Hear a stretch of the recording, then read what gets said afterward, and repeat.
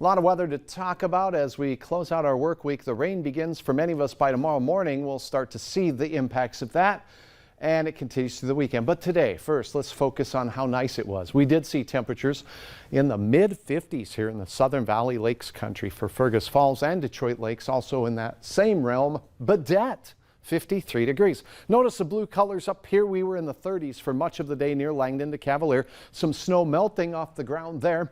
More rain on the way. First alert weather days have been hoisted since early in the week as we saw this potential for heavy rain. Here are the bottom lines I think it's worth repeating. Number one, overland flooding in areas that already have it will likely see it expand. And we are also watching for the possibility for more roads to take on water and possibly become washed out. So if you do have travel plans this weekend, please take time to check the Valley News Live app or the Valley News Live website for the latest in road conditions and reports.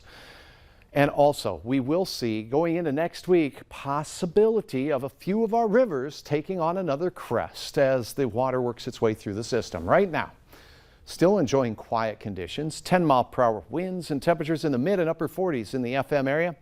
8:34 was the time of sunset tonight. Now, by morning, the showers will be most likely along the south. We could hear a rumble of thunder or two, but we're not anticipating anything severe to start your day out. So it starts down south. Periods of moderate to heavy rain will work their way southward through the midday hour. Notice this. Draw a line here along the Red River. Most of the rain and the heavy rain will be to the west, and we'll have some setting up shop in the afternoon in northwest Minnesota and again in the eastern third of North Dakota. So this means the James River Valley, the Cheyenne River Valley, many of our rivers that have already been problematic, like you in Mayville and that Goose River, okay, and other tributaries will be taking on more water.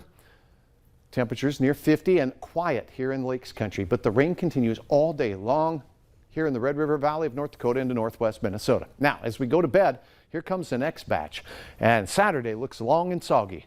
That's one word for it. But as we take a look at the day, the rain continues in western portions of our viewing area and spreads into Minnesota as well. So prolonged rain, northwest Minnesota into the west, and we will see snow developing. We could see some measurable snow from that system by the time we get to Sunday. So this is by Saturday night with a little more rain on top of this into Sunday.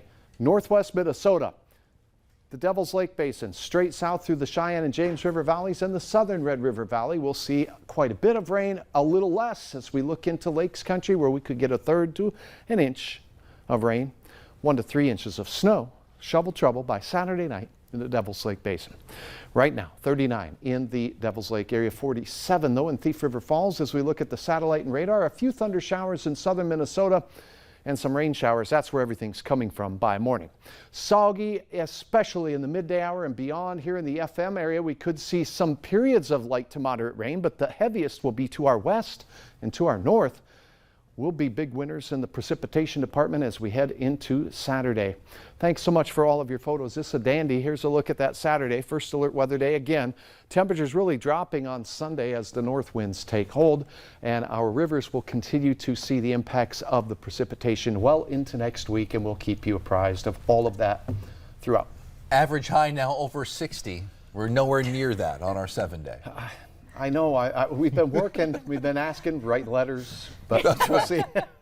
It's weird how surprising the sun was today, but it sure felt was good, surprising. didn't it?